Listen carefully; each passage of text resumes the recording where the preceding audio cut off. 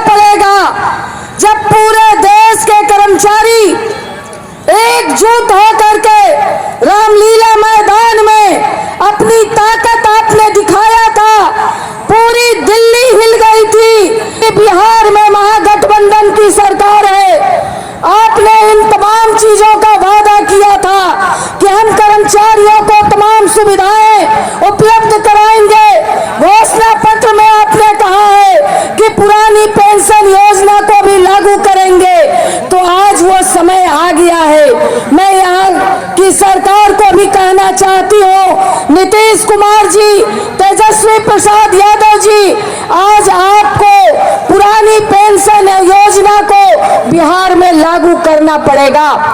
बहुत लोग अब इस बात को कह रहे हैं कि पुरानी पेंशन योजना में ये इस मुद्दे में अब कोई दम नहीं है, क्योंकि जो 5 राज्यों का चुनाव हुआ उसमें यह मुद्दा नहीं चला और भाजपा जीत गई छत्तीसगढ़ और राजस्थान में भी।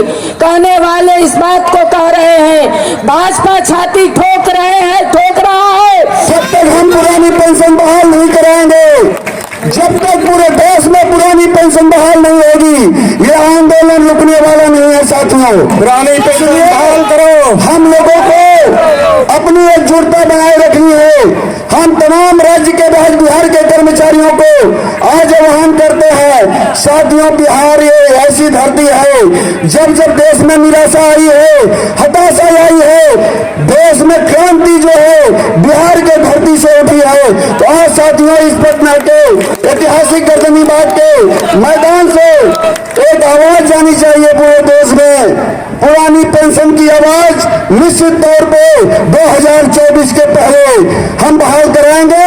अगर पुरानी पेंशन तत्कालीन सत्ता नहीं बहाल करती है तो उसके विरोध भी हम लोग करना चाहते हैं साथियों। 18 जून 2019 को आदरणीय प्रधानमंत्री जी DLW बनारस में, जहां हमारे लीडर राजेंद्र पाल ने अभी आपसे बातचीत किया, वहां उन्होंने बोला कि भाई रेल के कर्मचारी पढ़ लिख कर ITI पॉलिटेक्निक BA MA करके नौकरी में आए हैं, मेरा तो जीवन ही रेलवे से बना है, जबकि वो जहां के रहने वाले वहां रेल थी ही नहीं।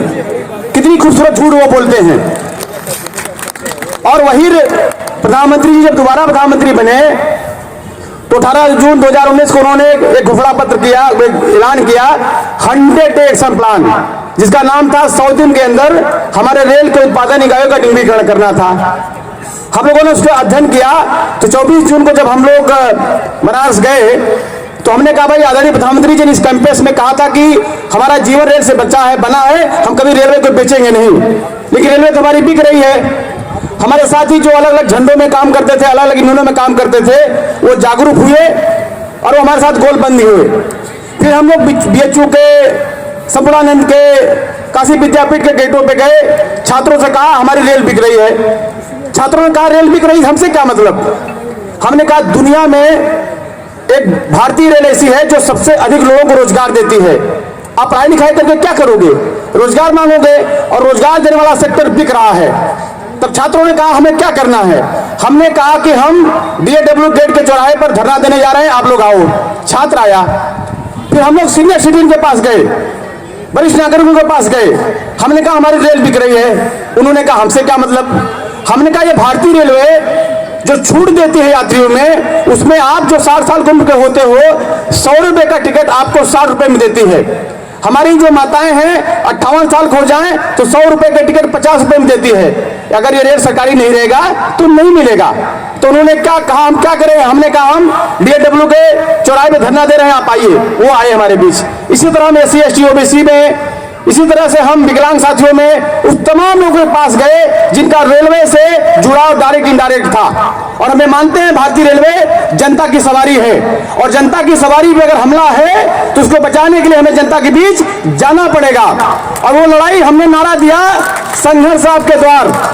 हमारे बीच रायबरेली के साथी बैठे हैं। हम लोगों ने कहा संघर्ष आपके द्वार। और पहली बार भारत में हुआ कि रेलवे कर्मचारी अपनी ड्यूटी करने के बाद डिग्री का जो पर, इंटर कॉलेजों पर, ITI दफ्तरों पर, चट्टी चौराहे पर कहा और इकट्ठा करते हुए 8 दिसंबर 2019 को मोहल्ले का हाल पहुंचा।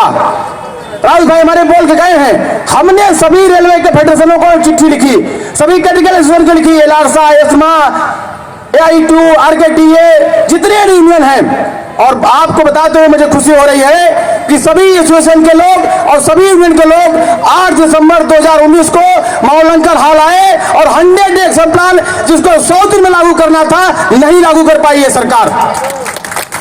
और कैसे हो पाया कि हम रेलवे कर्मचारी जनता के बीच गए, जनता से अपनी एकता बनाया और आज हमारी लड़ाई जीत के रूप में आपके सामने है।